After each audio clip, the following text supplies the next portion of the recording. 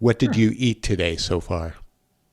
What did I eat today so far? I had a banana blueberry smoothie and I had some granola with soy milk. Oh, No, almond milk. almond milk. Trying to here. Do you make your own almond milk? No, I'm not that talented. Oh, okay. You don't cook much? My wife does, but I used to cook a lot back in the day, and then my wife is so much more better than I am that she's put 100 pounds, more than 100 pounds on me since we got married. God bless her. That's right. Her good cooking and my lack of willpower, it's a horrible combination. Oh, in some ways it is, but it's also a delicious outcome when you think about it. Amen to that. And what's on the rest of the menu for the rest of the day? So we'll probably do. I just got out some tilapia, and we're gonna do some like blackened tilapia tacos tonight with avocado and some shallots. Kind of make like a some kind of little something to go in with there. And then I don't know for the side. I don't know yet. Usually we'll let our 11-year-old decide what else he wants with it. Oh, he's such a cutie.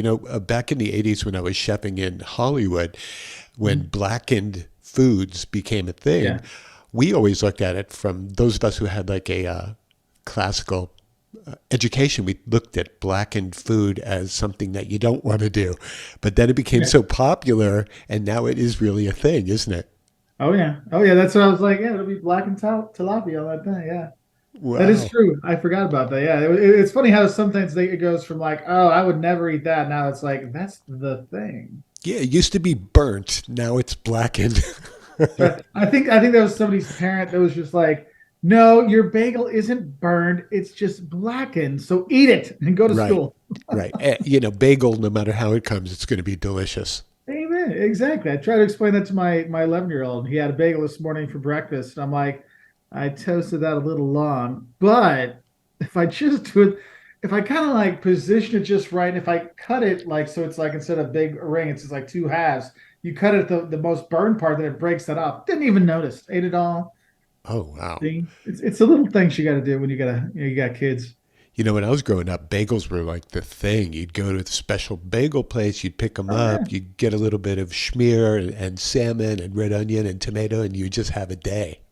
Yeah, no. So I remember when we were kids, like when my mom would get bagels, because I grew up in the Midwest, a little like, well, not a small farm town, but relatively, like 30, 40,000 people, nothing around it. So we would get bagels. That was like, ooh, we're fancy this week. Of course, they'd be Right. gone like in 2 days, Oh, because yeah. like Yeah. you're like have them for breakfast and have one when we come back from school. And so and now my youngest one, my oldest one was never he was like he's an okay bagel guy, but like anytime we're like at the airports, wherever, my youngest is like, hey, there's a bagel shop. We can go get a Uh, bagel. I'm like, all right, man, that's fine. Better than the airplane food. It's fine. oh, yeah, definitely. So, do you bring food on board when you guys are traveling all the time? So when we go travel, usually what we'll do is we'll have snacks with us, but we don't try to eat our snacks. If they have something available, we kind of save it for just in case, because since we travel international a lot, you get in late at night or you get in super early in the morning. A lot of times restaurants aren't open yet, or there's not a kiosk around, or like we were staying in St. Louis by the airport. There's no food anywhere near there. So it's like I like to have like a few snacks available just in case the kid's like, Dad, I'm hungry, or I'm hungry, or my wife's hungry. So we'll throw some like like protein bars, because they kind of hit the like you have some candy for the kids and then like a protein bar, and that kind of helps a little bit more with the hunger side than just pure sugar. Right. Well, the protein bar is the adult candy bar, That's true. That is right? Right. that is true. Especially the ones like I don't know if you guys have Costco where you are. They've got one there. It's like a peanut butter crunch chocolate one. It's like if a Reese's peanut butter cup and like a whatchamacallit candy bar had a baby. You're like, yeah, I feel healthy when I Right. have Well, that. I got all my protein to get nice and strong. exactly. I mean, the labeling laws allow for that. So you can make the most Yeah, delicious, gorgeous thing in the world and just put the word protein bar on it, and you've got your audience ready. that's right. That's right. They're It waiting cracks in me up line for that. sometimes. So I want to talk a little bit about everything, and not only food, but I want to talk about your background in travel and so on. Were you one of those people who after high school you got the backpack on, strapped it on your back and went and did Europe and all that? Oh, oh yeah. So I did. So my first really big. It's funny. Like I grew up. my our travels was literally going from Illinois to Ohio, Toledo, Ohio, to see my grandpa. That was our vacation every single summer. That's all we ever did. We did like the ceremonial trip to Florida that no one liked, and we all went to Disney. No one was happy. Right. So we just went to Ohio and went to like Cedar Point. But when I was in high school, I actually studied abroad. I was an exchange student in Australia for a summer, and then I went for a year to Finland, and that like really got the travel bug in me. So when I went to college, I did a summer in Austria. I did a semester in Argentina. Then I was backpacking. I go to Europe to backpack in the winters and the summer, and then when I was studying Argentina, I was I spent like 2 months after I finished classes backpacking around South America, and then it's never stopped. I mean, that's been quite a few years ago, and Yeah. the let's travel as much as we can has never stopped. So my wife has Lithuanian descent, and we know Oh, because we watch you all the we're time making A. that Love you making lived there A. for a Very while. cool. What's that? Yeah, I lived You there. So I was there for 3.5 years three teaching. and a half years. What And were you doing? Studying, obviously. no, there when I went No. there, so I finished my master's in Germany, and I found this opportunity to be a volunteer like instructor at a Christian college in Lithuania, and I was like, oh, they're like, hey, do you have a master's degree? Do you in business? Would you like to come teach? I'm like, yeah, I always wanted to like because I had like this bucket list thing of what I wanted to do. It was like work in Eastern Europe, learn about teaching, get a job in Europe. I'm like, hey, that's like three for one. So I went there and volunteer taught for a year. Ended up liking it so much. I ended up staying another 2.5 years. We actually got a job working for a consulting firm over there too. So I got to do consulting. I got to do a lot of teaching. So it was a really good time. But then I was very, very cold. I got really tired of being really, really cold. And I remember, because I was working out in the gym, in the basement of this hotel. That's where one of them were. And I come up and they have like, the hotel bar. And I'm like, I'm going to get a beer. So I'm sitting there in the beer and I've got the old, like early Wi-Fi kind of thing. And got this thing sticking out the side of my laptop. And my buddy's in Brazil. He's like, why are you so cold? Why are you staying there? It's like, come to Brazil. I'm like, I like it here. It's fine. And then after about 4 beers of me chatting with him, I'm like, you know what? I think I will move down to Brazil. So 3.5 years was it. You cut it off at that Yeah, point three, and three and got a half warm. years is like, Uh-huh. all right, I'm out. Wow. But it's So fun time. when you were there, was it when you were consulting? What were you consulting on while in Lithuania? So we were doing it was new product development. Like when I first started, it was on strategy, and then it was in branding, and then we started new product development. So like one company, we actually were helping them develop like long drinks, like canned mixed drinks, Oh, which was pretty fun because I never saw the development process, of making these things. But we were going to like their factory. And I mean, when you think of vodka and spirits, you think of like guys at a bar. I know everyone's in like the white, lab coats, and we're like, okay, you need to test these things out. And so we're doing tasting things out of the beakers and stuff. And I'm like, oh, this is kind of cool. I don't know if I'm going to survive, but it'll be kind of cool. And I did learn something very important, that honey and vodka, when they make drinks like that, tastes really good. But because so much sugar in there, you have such a wicked hangover the next day that it's just not a good idea. see, that's the downside of the doing the R&D for canned cocktails. Yes, yes. The hang I had not had a hangover like that in a long time. So Lynn tells me that in Lithuania that everything has sour cream on it. Is that part of the deal? Yeah, well, not everything, but a Uh-huh. lot. I mean, it is one of those things where you'll have caldini, which is like ravioli, and boom, you put sour cream on there. The thing about zeppeline, which is a big, imagine like a potato, like blimp with a meatball inside. That's going to have sour cream on there. But here's the best part: it's Uh-huh. not just the sour cream they put on top. They got spirgucce, which is like bacon bits, bacon fat, crackling Oh, stuff. yeah. They put on it as well. Super healthy stuff, but it's so good. So there'd be that. But yeah, no, the sour cream comes up like more often than you really realize how often you can use sour cream in your life. They will use it even more. Oh yeah, we have a love affair with that. So the other day Right. I made some Italian flavored meatballs or whatever, and she asked for some sour cream. I said, "Sweetie, sour cream really doesn't go with these flavors." She says, "I want sour cream." I go, "Okay, you don't Yep. fight with someone who's Lithuanian who wants sour cream." Yeah, yeah. You don't mess with because it's like, okay, Right, right. It's like the secret sauce.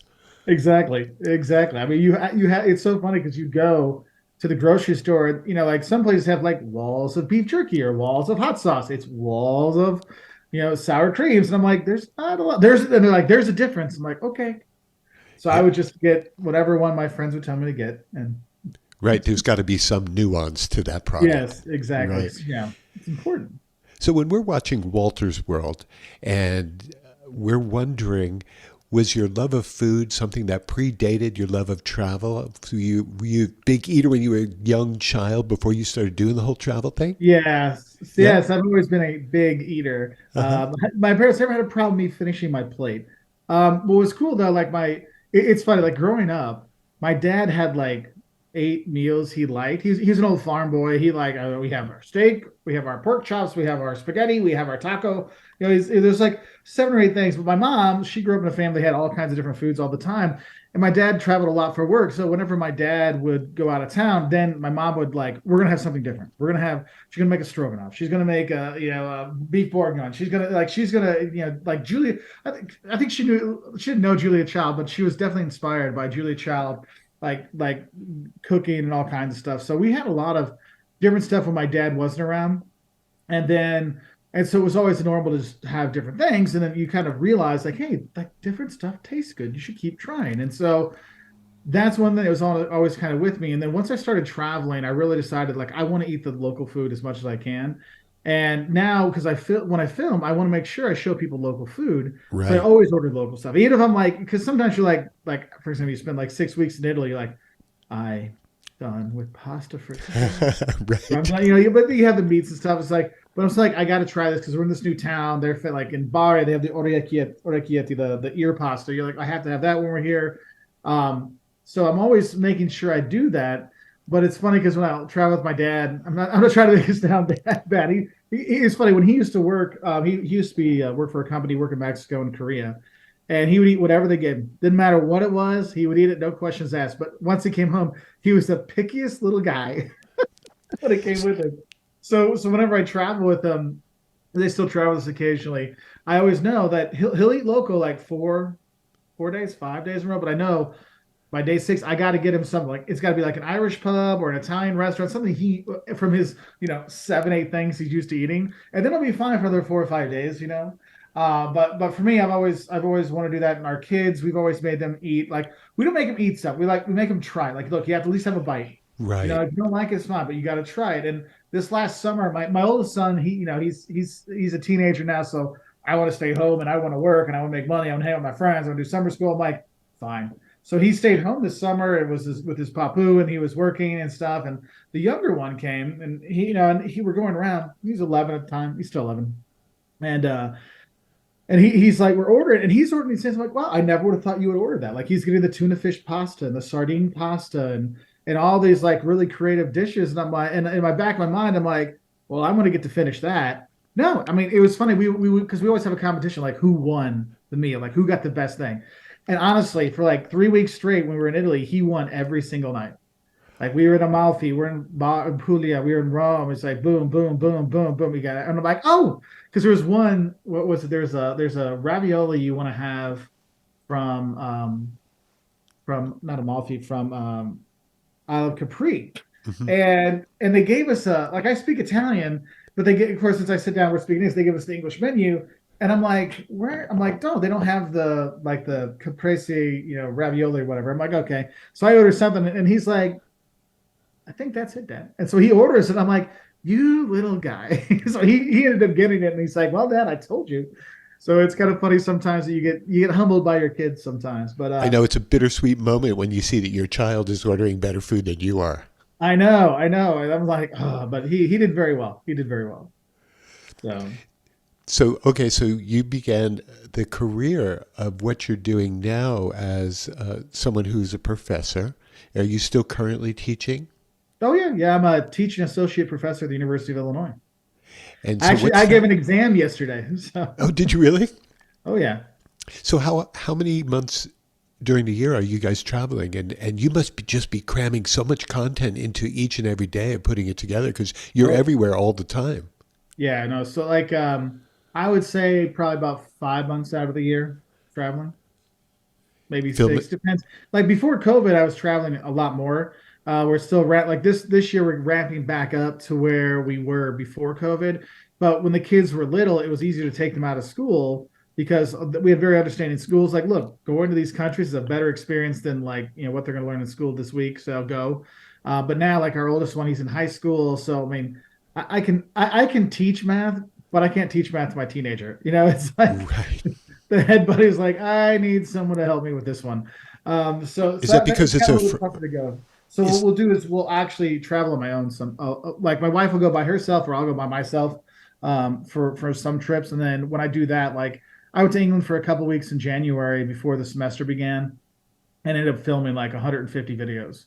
wow. Because we have our main Wolters World channel. We've got a Wolters World Eats channel, which we have with food. We've got like ones for vertical videos, another channel for that. We got a business channel where I do like some for my business courses that I teach, like my students can have stuff. So the 150 videos came from all those different ones, all those different channels. So That's amazing that you can crank out that kind of content and still stay sane and teach and take care of kids.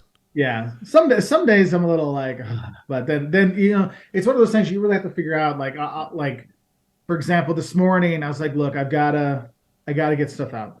So I'm going through the editing stuff. I'm putting things down. Like this needs to get changed, and then you just gotta. It's one of those things you gotta bear down. Just like it sucks, but just let's get it done. Like right now, I have a little bit of a window. I only have a trip to California before like the summer travel really starts up in May, and so it's like, oh, I can get caught up on all those videos, and then I can have. So then I don't have like my goal is to have like the videos kind of uploaded for the month ahead, so that I'm not like last second. Because it used to be back in the day when I was doing this, like it would be like I'm like literally finishing rendering and making the video like 6 in the morning to upload it so it goes live at 7 in the morning on a Saturday. Wow. And now it's like no, let's get we got a little bit more ahead of things with all of our editing. So now I'm like halfway through April stuff, but I want to get my June and July already uploaded before we start traveling in the summer, so I can focus on filming and not editing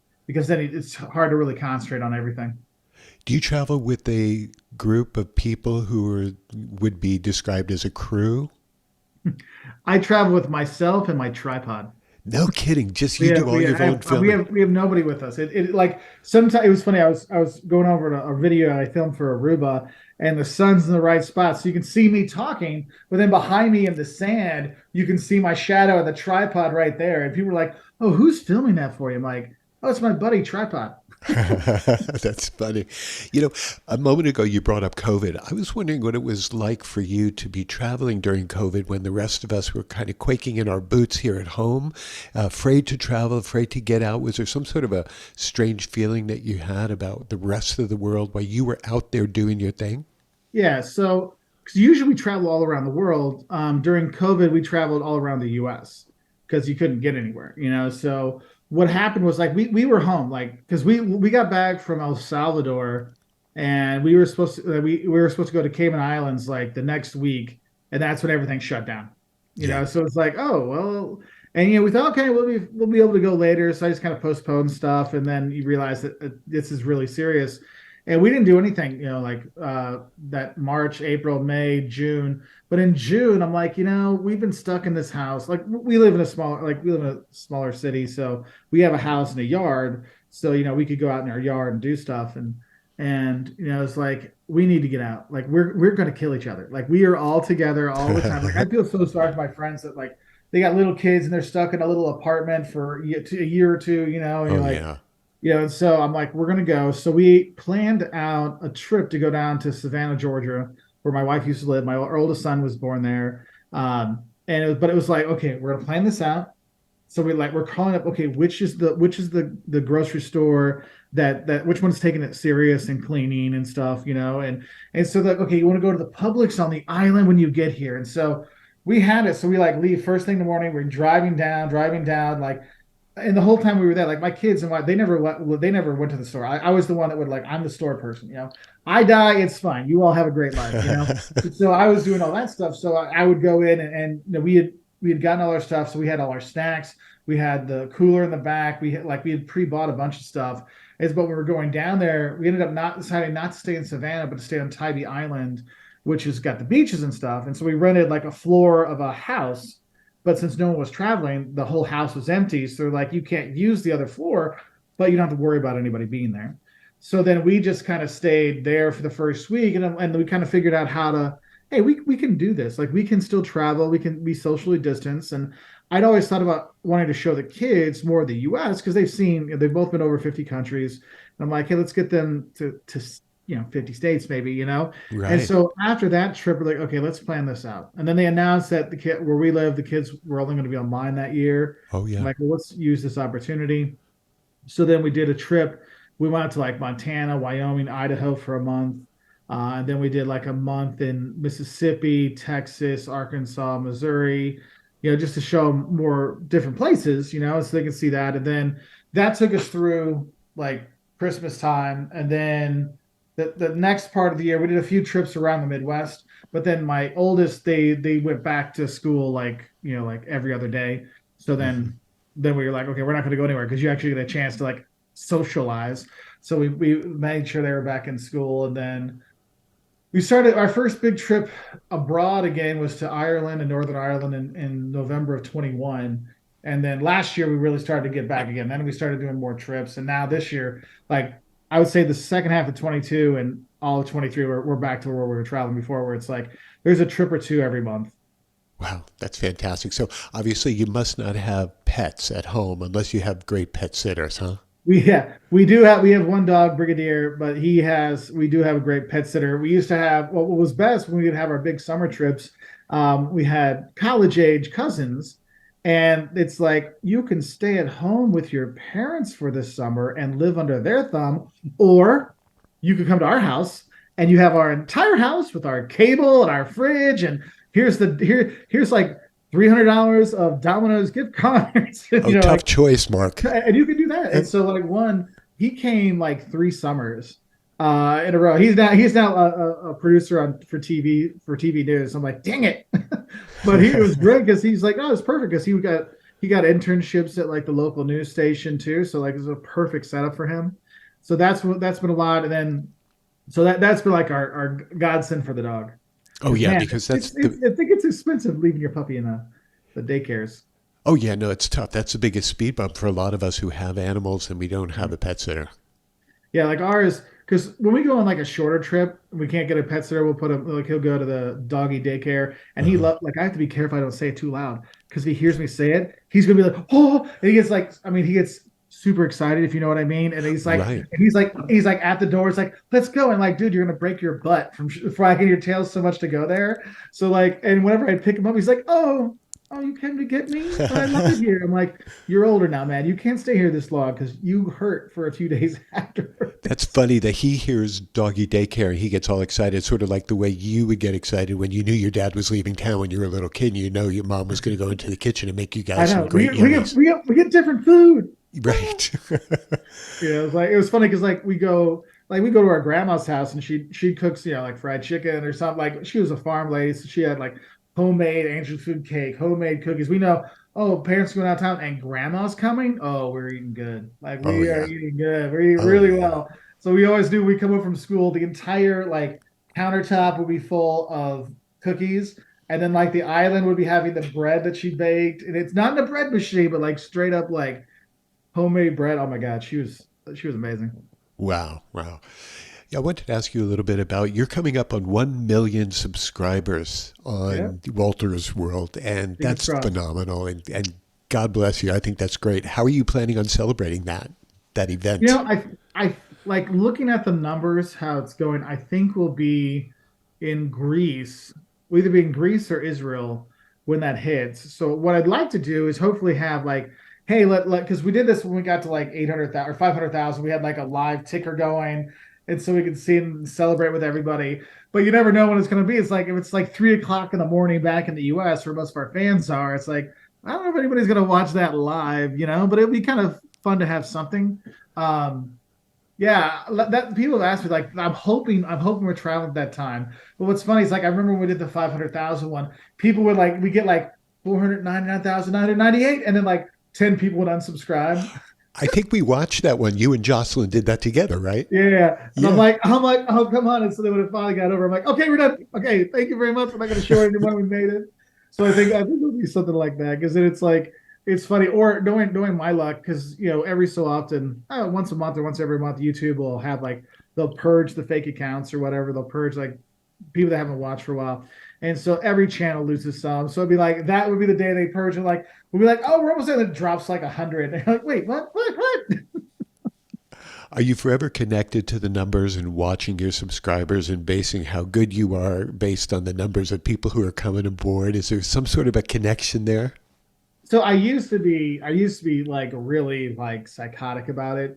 But then after the pandemic, it's like people stopped watching travel content. Yeah. So it's like I instead of me worried about those, what I really feel good about now is when people will write us, be like, hey, I used your videos for our first vacation abroad. Hey, it's our first time traveling since the pandemic. You really helped us feel more comfortable doing it. Like those kind of comments, those people Yeah. reaching out, that's where I really get the most satisfaction, knowing that I actually help people, go travel again. I mean, the numbers are like if we get like a 3 million view month or a 4 million view month, I'm like, yeah, all right, we're doing good. But the like satisfaction isn't as big now as it is when like we know we're helping people. So that's why Right. like we put out a lot of content from like Central America, South America. They don't get anywhere near the views that like our views for Europe videos or US videos.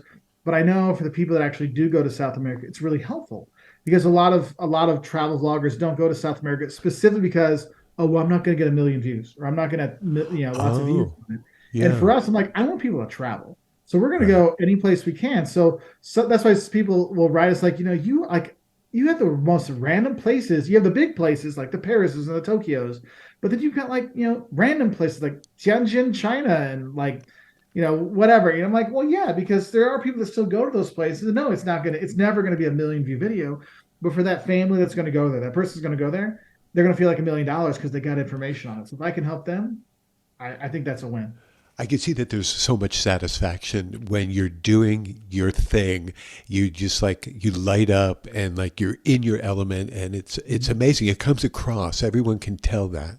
Oh, that's cool. Thanks, man. I appreciate it. Yeah. So I wanted to ask you a little bit about the marketing that you do because that's always been something that's so important to me in all the endeavors that I've done. I've noticed that the way that you entitle your YouTube videos, you might go along the lines of saying the worst things to do in Barcelona or the most dangerous city or so. You're coming from an interesting angle or place, and I'm wondering what the marketing thoughts behind that kind of titling was for your thumbnails. Yeah, so this is actually a thing that when I first started out, I always tell because people will write us like, "Hey, how can I get started on YouTube?" I'm like, "Hey, try all kinds of stuff, see what works." Okay, remember, you're making videos for yourself. You got to make videos that an audience wants to watch. And so when I first started making videos, I did a lot of language videos. Like, oh, people want to go to Germany, they're going to want to speak some German. They're going to Spain, they want to speak some Spanish. And so I made all these language videos, and then it turns out nobody wants to learn the language before they go. Or so I went from making like 50 videos, I mean, not 50, like 20 videos on a language to like, look, here's the basics that tourists need to know in German, and that's it. Right. Like I totally, but at the first, I started to see it's like, wait, people don't actually want that, and that was making like the top 10 sites to see in Paris, the top 10, and I realized that people don't want that. There's so many other things out there; they just go on a list. I was like, and I started to see. We did this video, the 5 things you love and hate about Portugal, and 5 things you love and hate about Germany. Those are first ones, and it was like people are like, wait, this is something different. This is like you're not just giving me the list, you're telling me what to look out for, but what I'm really going to enjoy, and you're honest about it. And that really, I've always made a point to be honest in our videos from the very beginning because I hate all the like the fluff pieces and Right. it's not fair because like if a family wastes 5 days of their vacation because someone wrote an overly exaggerated blog, that's not right. That could be their one chance to go to Europe in their life or Australia, and it's ruined because someone got an extra beer or a couple grand to write a overly nice article. I just couldn't in my soul. I couldn't do that to people, and so I started making these things, and then I started to see that the truthful videos, you had to find a way and see how people actually react, and I started to see that people don't want to know what to do; they want to know what not to do. So the Interesting. thing is I get people to watch the negative, like the don'ts, but I make sure they're very positive. Because not just like Yeah. don't do this in a bad way, but it's also don't forget to do this. So people will come on, and if you look at some of the comments, and especially in the earlier don'ts videos, people come on, it's like, I came to watch this video to be mean to you because you said, it's what you don't do when you go to Finland or whatever. But then you were very respectful and pointed out some really good stuff. And it's actually helpful information. And it's really do's and don'ts. I'm like, yep. And they're like, why do you do that clickbait? I'm like, because people don't click on 10 things you should do or 10 cultural importances you should know when you go to a country. They click on the don'ts of going to Paris or, 10 things that shock tourists when they go to Nicaragua. Like they click on that. And the thing is some people say, well, that's clickbait. I'm like, no, it's not. Clickbait is when you give a title that shocks people to click on it, and then you don't deliver on that promise. When Uh-huh. I talk about it, it says 10 things that surprise, shock tourists when they go there. I give you 10 things that really are culture shocks that people have when they're there. So Right. we actually deliver on it. So it's not really clickbait. So Yeah, we were talking about that the other day about how you entitle your videos or your thumbnails, and we were thinking it's sort of like the way that people have this kind of interesting energy to train wrecks or the rubbernecking when you're on the highway and yeah, something's happening. And so those kind of thumbnails make me want to watch. But then when yeah, the way you deliver everything is just so sweet and fun, and you forget that you clicked on it because it said worst or there's yeah. any of that kind of feeling. Yeah, and that's the thing is I feel like my thumbnails aren't like super exciting, because I want to show like a nice view of the place and stuff, but I know I have to do something to get people to click because I want people to get good information because there's so many bad travel YouTubers out there that aren't really giving people good information or helpful information, or sometimes they're giving information that can get them in trouble. And I'm like, no, no, just because, like there's the ones like, oh, how to sneak more of your stuff into your suitcase or how to sneak more stuff onto the plane. I'm like, yeah, it might work when you get on, but if it doesn't work when you get back, you can get in trouble for that kind of stuff. And I Right. don't feel comfortable. I don't want to put anyone in a position that I wouldn't want to be in. So that's where it's always funny because people are like, well, what about the secrets and the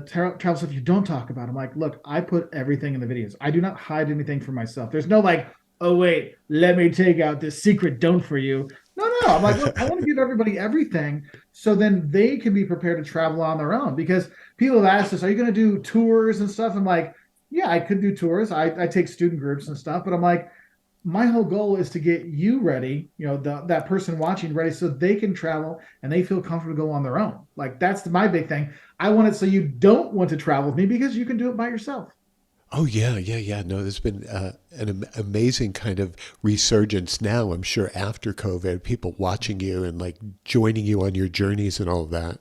Yep. Oh yeah. And it's funny because we're getting like I'm starting to see the people are getting ready to travel again. Not the numbers are doing better. They're not pre-COVID numbers. I mean, they'll be really nice. But they're Right. they're they're creeping back up there. But the comments, how the people are commenting, it is definitely more like I'm getting ready to travel. This is what I wanted to watch. This is what I needed. A lot of them are like, hey, it's hard to find. Or my favorite is like, oh, I didn't know you're still making videos. I'm like, we put out a video every Wednesday and Saturday since Right. 2014. But the thing is people went 2 years without traveling. So if you subscribe to a channel on YouTube and you don't because you're not traveling for 2 years, you don't watch the travel content, they're never going to show it to you. So anybody listen to Oh, this podcast, if there's somebody you're like, oh, I used to love listening to that or watching that one YouTube channel, go look. You're still subscribed to them. Go and find them, watch a couple of their videos. They'll start popping up again. Because how all these things work, you get kind of stuck in a funnel, like they'll call it the algorithm. But it really is. The algorithm says you're watching these things. I'm going to give you more of what you're already watching, not the stuff that you subscribe to. So right. that's one of those things. Is like I know once the travel starts really picking up in the summer, things will get back will kind of flow back into their feed. I'm not too worried about it. Mark, how do you handle it when you go out early in the day? You're going to make some food related videos, and you go to your first restaurant and it's just garbage. Uh, will you just say, forget it, we're not going to even do a piece on this? Or will you do a piece on a place that you really didn't enjoy and be truthful about that experience? So this is one of the big reasons why I don't give restaurant names. So because I love what Guy Fieri did with his diners, drive-ins, and dives because it got people to go out and find stuff nearby, and they're Yeah. finding those places. And that thing is, people will go to those restaurants and they'll only get what he ordered, Hmm. or the Bourdain effect, where people will go to that exact restaurant and only order what's there. There's one in Lisbon. I know exactly where he went. There's actually a really good restaurant, like I mean, literally across the street, but no one goes there now because it wasn't in Bourdain and they only order that one thing. When I take my Uh, students abroad, like we were in Denmark, and so like they had it's not noon. What was the one? It just they're closing it up in Denmark. It was like the world's Noma. greatest. No, yeah. So my students like, we're going there, we're ordering this, and I'm like, one, I can't afford to go there, so good for you guys. Right. But I'm like, why not? Like, you have like six of you going there, a reservation. I'm like, why don't you order different stuff to try? They're like, no, I have to get this. So I kind of made it a point in our food videos to be more, hey, here's the food you should have in the city. Here's this food you should have in this town. So like you can experience on your own. And man, people get mad at me. They're like, you need to tell me exactly where that was. And I'm like, it's Vicenza. You get the bigoli with duck sauce. A lot of places there's no like, but I just felt really bad because what I've seen, I'm not gonna lie to you, there's been a few times I've actually mentioned specific restaurants, and not 3 months later after I post the video, it closes. Like we Oh, were in West Virginia, and New Gorge, it's in West Virginia. There's this new national park there, and there's this really good barbecue place. I'm like, I don't know how it went out of business, because it was like, I'm like, this was top notch stuff. And so I had them in the video, and literally like the summer ended. I posted the video in the middle of the summer. By the fall, they closed up. And I'm like, all right, that was my lesson. Not going to do it, because that's the thing is, I don't want people to be upset if that restaurant isn't there anymore or it's not as good as it was. So I'd rather them have the chance, like make them go and talk to a local. hmm. Ask them where they can find that bigly with duck. Ask them where they can find the stromboli, like these kind of things. Because I really want people to kind of step out of their comfort zone. Because then you might go and they're like, "Oh, you like the bigly with duck? Well, you might want to try this when you go to Venice, because they have one with sardines in it. You never think about that. But that's really traditional there." I'm like, "Oh, okay," and that's one thing I really like, is how food is something we all enjoy. We all eat. We all have fun with it, and people love it about travel. So use that, because it's also when you're eating or you're at a bar or whatever, you're like kind of like barriers come down a bit. So you're more open as well. Because let's be honest, if you're walking down the street and some random person said, "Hey, what are you wearing?" Or "Hey, what do like what's that cologne?" You're like, I'm not talking to you, weirdo. But if you're at a restaurant and someone goes, "Oh wow, that smells fantastic. What is that?" Or "What did you order?" You're like, "Oh, you're kind of proud, like, I ordered the bigly," and they're like, "Ooh," So it's Right, it's right, kind of right. funny how people are much more kind of forthcoming and open when they're eating. Well, travel and food are so well connected. In the old days, when I'd go traveling for 1 week, I wasn't thinking about the cathedrals and the buildings and the museums. I was thinking about 21 meals and where I was going to go. So, do you think that there was a point in your life where you would also do kind of all your pre-research ahead of Oh, time related to the food? Oh yeah, like that's one of the toughest parts is like, because when I'll do my research, I will read through, I mean, literally hundreds of blogs. I will watch dozens of YouTube videos. I go to the library, I'll look through the Lonely Planets, the Fodors, the Fromers, all those things. Right. And you get an idea what you have to have, but sometimes you're like, start drooling, like, oh, I really want that one. Like National Geographic always has the best pictures. And then Right. there's the DK guides, eyewitness guides. They also have really good pictures of the food. And you're like, oh my God, that looks good. You're like, I don't know, but I want to have this. And sometimes you're kind of like focused on it. Like, especially if I go back to the place I used to live, like going to Lithuania. I went back this summer. I'm like, well, I'm going to Lithuania. And like my buddy picked me up at the airport. I'm like, I need a Schwitteris beer, and I need the fried brown bread with mayonnaise and cheese sauce. Stat. And a Right. Zeppelini. He's like, I got a perfect place for you. There's like the best Zeppelini is off the highway in Konus. And literally we drive up. I'm like, Captain Duana, Zeppelini, Schwitteris. They're like, yep, yep, yep. Like, oh, okay. Now I can focus on the culture. Because like there's that food that I'm like, I have to have. I know. If you don't get the right food, or you have that diner's remorse, it's a bad Mhm. day. So everyone's Yeah. got to eat well when they're traveling. Oh yeah. And that's one thing is some cities will get a really bad rap because their food isn't as good as people thought it was going to be. Yeah, Like yeah. people will say, "Oh, Italian food is horrible." I'm like, what are you talking about? Well, I was in Venice and we ate there. The food was horrible, and then we went to like Austria next. I'm like, well, yeah, you're in Venice. It's like eating in Orlando. You got millions of tourists that come every single day. They don't care about you because they can be horrible as they want. Someone else is going to sit in your seat tomorrow.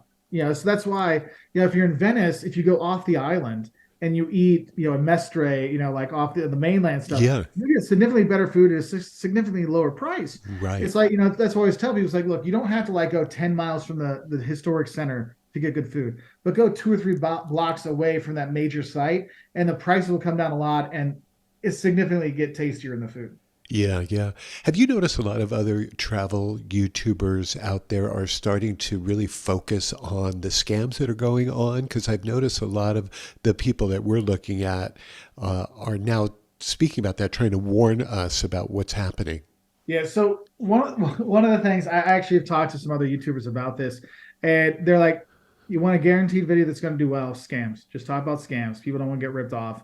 And that's becoming a very popular thing, and people know that, and so more and more people are doing it, which is good to let people know. So I'm happy. Like I have them. And what's interesting is I have a video on, like general scams for Europe, right? Yeah, But people won't watch that one. They'll only watch. I want to know the scams in Barcelona. I want to know the right. scams in Paris. And so, but then people are like, well, this is like the same thing as in Barcelona. I'm like, I know, but people don't watch it unless I have a specific video for that town. So a lot of them repeat themselves or because a lot of things, I mean, some cities, like if you're Milan, the guys that try to give you stuff and tie stuff on you is way bigger. Whereas in Barcelona, it's way more the pickpocketers or the guys that bump into you with mustard and Oh, bird food.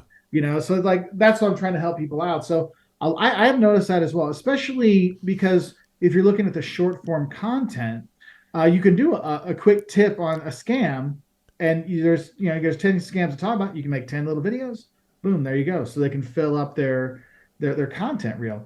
And the thing is what I've seen in our videos is that the ones I make on advice never ever do as well Huh. as like destination things. So like a don'ts, like except in a few cases, like our scams of Paris has got over 1 million views, and so they'll do okay, like the scam stuff. But if I'm like, how to get cheap flights, how not to fall into a tourist restaurant, those they'll do okay, but it'll never be 1 million, never be 500,000, But like I've got one that's coming out, the don'ts of Paris. I'm like, within 3 years, it's going to be 1 million views. Wow. But but I mean, I haven't released yet. I just know that that's how those go. And so it's interesting because when you think to yourself, I'm like, well, people want to not get ripped off. They want to know where to get good food. I have a video that I thought would have done very well, how to eat cheap and well when you travel. And so it talks about the best places to go, how to find locals, how to do the stuff. I mean, I think it has like 200,000 views after like 8 years. Like it just never Wow. did anything. And I'm like, Right. great thumbnail. It's in Prague. It's like just as, I mean, it's a really good video. It never took off because people, they're not looking. They're like, I need to know how to eat cheap and well in Prague. Like if I would have said in Prague, then it would have done better. So there's the destination side of it. And when you talk about the numbers, if you like, YouTube really gives you a lot of analytics you can look at. It'll tell you like, is it worth doing this anymore? And like Oh. there's videos like the top 10 sites I don't do anymore because they don't get viewed. The language videos, except for Germans watch the language videos, but otherwise no one watched the language videos. There are a lot of polyglots out there, though, who are doing extremely well, Yeah. you Oh know? yeah. I mean, that's one thing I've thought about doing another channel just like in Spanish or German or whatever, just to make it because like our language videos, the ones that have done the best is me speaking German, but teaching them English, Wow. teaching them Italian, teaching them German or Portuguese. Those actually did better back in the day than me speaking English and teaching people foreign languages, So that can help out. I've was it Audrey and I'm forgetting his name. I've talked to him all the time. They're a Canadian couple. They live down in Argentina now, and they started because her dad's from Argentina, and they had their Samuel and Audrey, yeah, and they had their English language channel, which did fine, but then she speaks fluent Spanish, so they started making their videos in Spanish, and that one's like twice the size. It's made like 100,000 views for every video. It's like yeah, if you find that audience, you can do very well. So like, but I'm like, I just don't have the time. Like honestly, I just don't have the time to put another language together. Like with all the channels we already have, I know I can kick out a lot of content, but Oh, it's yeah. that full-time job thing really takes up some time. Hey, I wanted to ask you about the ponytail. Are you an aging hippie like me? I'm just aging. No, so when I was in high school, because I graduated high school like in '95. Like I had long hair early '90s. Like Uh, I would say like beginning of high school. I mean, like when I graduated high school, it was like to my butt crack, And then I cut it off when I went to college. Like when I was in college, I made the mistake of listening to people, and I cut it off. And then like within 2 years, I started growing it longer again. And then like when I had my master's, I grew it long. And then when I got my when I went to my like teaching for the first time, like well, I must be wear a suit every day to work, so I cut it short again. I used to work in financial advising, so I had short hair then. And I'm like, I just don't like that short hair. I want to be free. I mean, yes, I am bald. Okay. I know that there's nothing on top, but I still like having it. It's just something I like. It's just Oh something I yeah, like. it's appealing, So a lot of us think, oh, okay, there's stuff going on that maybe Mark doesn't talk about in his videos, and that he's got kind of a colorful background. Yeah. No, I have a good time with it. It's funny because people are like, "Oh, you'd be better if you just cut it off." I'm like, I will live. Or the best, they're like, "You're bald." I'm like, I live in denial, and I'm going to live in denial till there's one hair left. I don't care because I don't know. You're right. It does make. I guess the hippie side of me, yes, going back to the original reasons why. Yeah, there is some of that there. But that's one of those things. Like people are like, well, why don't you just do the man bun? I'm like, I don't want a man bun. Right, I want right, a ponytail. There's a exactly. difference. There's a Yeah. difference, people. Were you a ginger growing up? My beard was Uh-huh. actually, but my hair was very blonde. I had super blonde hair. But I also worked at swim clubs in high school, so like, was it bleached out? I don't know, but I remember the first time I grew out a goatee, it was red. And my mom's Huh. got some red hair in her, and there's some red hair back in the family. Is that your heritage? Are you Irish or Northern Europe? Northern Europe. Yeah, so my mom did the old 23andMe thing, and so we go around. There's French and German, there's Scottish, there's Norwegian, which we know where that came from because we went up to the isle, not the Isle of Skye, we went to the Shetland Islands in northern Scotland, and that was part of Norway. And so, like, we saw like our great grumpity grumps graves and houses and stuff, and they're like, yes, and then Norway's right over there, and I used to own this, and I'm like, oh, there you go, mom. There's your 3% Norwegian. Like, if your family lived here for a few hundred years, it was part of Norway. So Right. like there's gonna be some Norwegian in there still. So at some point before the wall came down, had you visited Eastern Europe and places like that? No, sadly I hadn't.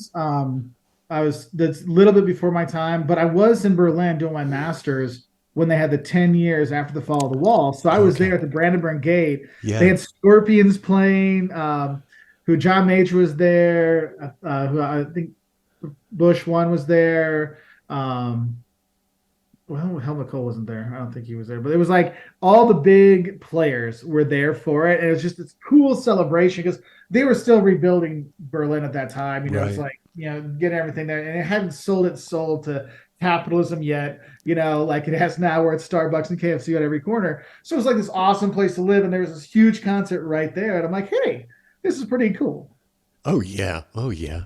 How has your YouTube success affected the way that people approach you and being recognized and things related to being comfortable on camera, no matter whether or not your hair's out of whack or if you got a zit on your face or your Yeah. clothes aren't right? I mean, how does that all kind of work I, together? I do want to say I love how you're looking at me as you're explaining what I look like.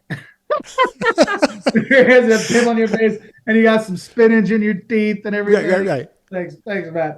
No, honestly, that's one of the things that I tell people. You just got to keep making videos. You feel more and more comfortable. And I remember early in my YouTube career, this is before even Wolters, when I had a different channel, and I'd have my camera up there, and like I was in Switzerland, and everybody walked by on the camera were like, la, la, la, la, la, la, or they like try to talk over me or whatever. Like one guy like picks up my camera and looks at him like, really, dude? But now I like people can come and try to make fun, and I'm like, hey, I'm laser focused, man. I'm like, I gotta put food. I'm putting food on the table. Like I'm feeding my family with this, man. You can make fun of me all you want.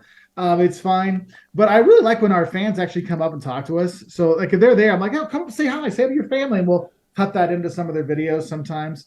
Um, but it's funny that like the ones that are like kind of awkward is they won't like I'll see people recognize us all a lot quite often, but they don't Oh always yeah. come up. For me, it's okay. I'm like, always like, hey, come say hi. It's totally fine. And they won't come up, but then I'll get like back to the hotel like 10 minutes later. I'm like, I just saw you in the park filming. I thought it would be weird if I came up and said hi. So I'm just writing you here on Instagram. And I'm like, this is weirder than if you would have come up and said hi. So just come up and say hi. So it's really nice. And usually when people come up, we'll talk for a little bit, about where they're going, where their travels are. Because I like to know where people are going to go, like what they liked, so I can make better videos and help them out. So that's kind of a cool thing. Um, in terms of getting like more comfortable in front of the camera, like I said, you just got to keep doing it, doing it, and doing it. And sometimes it's weird. Like sometimes I mean, I'll be honest, getting back behind the camera with a lot of people going by this last summer when I was in Italy, it was hard for me to get back into it. Because back in the day, man, I could be like Eiffel Tower, put it right there. I build jillion tourists around me. I'm like, hey there, fellow travelers, Mark here with Wolters. We're in Paris. No problem. Now I'm like, hi, we're here. I'm like, no, no, no. Like, you got to bring the energy. You got to be. And so I'm starting to get back. Well, no, I think I'm pretty much back to like the like right away, like, hey, no problem with all the people around. But it was weird after a couple of years of nobody around when I was filming, because like literally it was like nobody around, and then having everybody there, it's like, okay, got to get this down. It helped last summer. I was on the Amalfi Coast and I had to film some videos like relatively quickly because like we had a driver. He's like, I'm going to be back in like 15 minutes. He's like, if you got to get your stuff filmed, get it filmed. So I'm like, all right, I can't mess up. I got to get as much as I can in this like 15-minute window. I'm like, all right. And there's like this lineup of like teenagers here, like on the like sea wall. I'm like, yeah, what this guy doing? What is he going? Oh, and I'm like, what's? And then they kind of all sit and they start staring, and then they start to realize what I'm doing. And then like, huh. And then I see them taking out their phone and they're looking for me. And then they're like, hey, that's that guy. And then it was like, okay, all right, I'm helping. Like, if teenagers in another country are making fun of me, we're okay. Let's Hey, do this. So any publicity that's is how, good publicity, right? yeah, yeah. Yeah. So, So, so you're able to overcome any of the kind of self-conscious things just by doing it over and over and over again. yeah. Oh yeah. Yeah. Wow. Is there any competition between you and Jocelyn, your beautiful wife, about what you guys are doing? Because you both have separate lives, but you both exist in social media? No, not actually, not at all. Like, we actually help each other out. So she'll make content for me and I'll edit content for her and put stuff together for her. So there's no competition or anything like that. I mean, I'd love for her to even do more. Like, she's starting to do thanks her background's in architectural history and architectural and preservation. Uh-huh. So she's started doing some like shorter videos on like, this is what, like, here are the different kind of columns you have, or you ever wonder what those big blocks are on the corner of buildings, you know? And so she kind of she started to make some more videos talking about architectural history, which is her kind of game, like her Yeah. expertise. So I'm like, yes, do this. So I think that's one thing. Eventually, you're going to see more and more of that as we Good. go, because that's something that she can do, that she has ownership on too. Oh, that's really cool. When you guys do it together and you sit down and you're doing your streaming or whatever, those videos are precious. Those are really good. The way you guys get along, and you're putting in the little commentary and the love, and it's Yeah. really nice. Well, thank you. It was, and that was the thing. Like, I remember when because I used to just do the lives by myself, and then during like, and Josh would come in for a little bit, but it was mostly just me doing the stuff. But then once COVID hit, we were doing Whiskey Wednesdays and then Saturday mornings as well for like Right. 2 or 3 months. We did every Wednesday and every Saturday because everybody, there was so many people that were alone. You know, it's like, let's just have somebody have something normal. So we would just talk, and that's where we really got a good kind of like back and forth kind of thing going. And we would, I mean, I remember we'd do like 6 hours on a Wednesday night, and of course by 6 hours of whiskey drinking, by the end it's like, hey, you will have a great Thursday. Let's finish a bottle and do an extra video. Exactly. Wow. So where have you been thinking about going to places that you haven't visited before? Are you thinking about anything special that you could So it, disclose here? so I'm still trying to reconfigure. Like, I always tell people this story. It's like, our destination where we're going to go. It's kind of like a house of cards. We kind of place it on like where we're going to go here. Then it depends where we go next. Where it goes there. And then when Yeah. COVID hit, the entire house of cards just fell down, right? And so now it's kind of like we pick up a card. Okay, that's the card we can do right now. We're going to do that. So it's so in the air where we're going to go. Whereas usually I kind of know like, oh, next year we're going to do this. And then probably in 2 years we're going to be here. Now it's kind of like not open ended, but it's much more fluid. But I know like this summer we've got I'll be teaching in Europe for part of the time, but I'll be, Spain and Portugal and France, and then we got one to Israel, Jordan, Greece, and we have those kind of stuff. But then it's like going forward, whereas before I would have a lot of stuff already booked or already planned or have an idea. Now it's like so open. It's kind of like, well, where do we want to go? Where should we go? And so like we'll ask our kids where they want to go, or we'll ask our fans. They get to pick where we go. So I think probably the fall will be, hey Liam, where do you want to go? Or our fans, where would you like to see us go? And we'll do something like that. And getting back, because we were in Brazil last week, and we were in Dominican Republic about 3 weeks ago, 4 weeks ago. It's like, hey, it's nice to be back in the Caribbean, Central America, South America. I'm like, we need to do more of those. Like I know they don't get a lot of views, but we need to go back there to help the people that actually are going to be going there. So, but I think next year I think we're probably going to hit a little bit more Central South America, and then I'd like to get. I think like right now I'm leaning towards like Middle East during the holidays, you Uh-huh. know, or in January to get there. So, but it's not. I don't have the tickets booked yet, so that's why it's kind of like figuring out where to go. Because I know one of the places that Jocelyn really wants to go to Bhutan and Ethiopia. I really want to get to Egypt. So those are ones that are definitely on the list of places we want to go. You know, it's really cool to think about. You might be in the promised land, Israel, when you hit your promised land number of 1 million I know followers. that would be pretty cool. That would Oh, be pretty yeah. cool. Oh, So fingers absolutely. crossed. Oh, we're keeping our fingers crossed. We'll be talking when you hit 2 million. So Yeah, they say it's faster to go from 1 to 2 million than from 0 to 1. So I'll let you know. it's the same kind of thinking. They say, the second million is easier, but when they're Yeah, talking about money, not about fans and subscribers. yeah, Oh, yeah. that's great. Once you start doing it, then it's like, hey, it's easier to continue it. Yeah. So hopefully. Wow. Well, you're doing it, man. And what would you like to plug? Is there anything that you'd like to tell me that I haven't asked you about that we can? I would say if you're wanting, for those who are listening, if you want to check us out on YouTube, it's Wolters World, WOLTRS world.com. Or you can go to the website, woltersworld.com. You can find us on all the social media, Instagram, TikTok, YouTube, Pinterest, LinkedIn. We're everywhere you can go. We have our videos out there. We have links to contact us. If you want to watch our food videos, it's called Wolters World Eats. If you want to see my business videos where I teach marketing, social media marketing, that's Professor Wolters. You can go professorwolters.com or look for Professor Wolters on YouTube. We're all over the place. But honestly, we just want to help people travel better. And we hopefully, if you watch some of our videos, read some of our blogs, you can travel better too. Mark, thank you so much for coming on. It's been such a pleasure to have you here on 50 Tastes of Gray. It's been a blast. Well, thanks for having me on. I really appreciate it. I'm a big fan of yours, and I hope that if there's anything I can do for you, please let us know over here. Well, I appreciate it. Same And thing. Same thing, come my friend. visit. I wish I could. We were supposed that was one of our COVID trips was supposed to happen, and then my one of us tested positive, so we Hmm. spent 2 weeks quarantined in our house instead of quarantine on the beach. So, Right. Wow. but we'll get back there for sure. Fantastic, Mark. We'll stay in touch. Thank you so much for joining us today. Well, thanks for having me. It means a lot. It means a lot. Thank you. Yeah, you're awesome, man.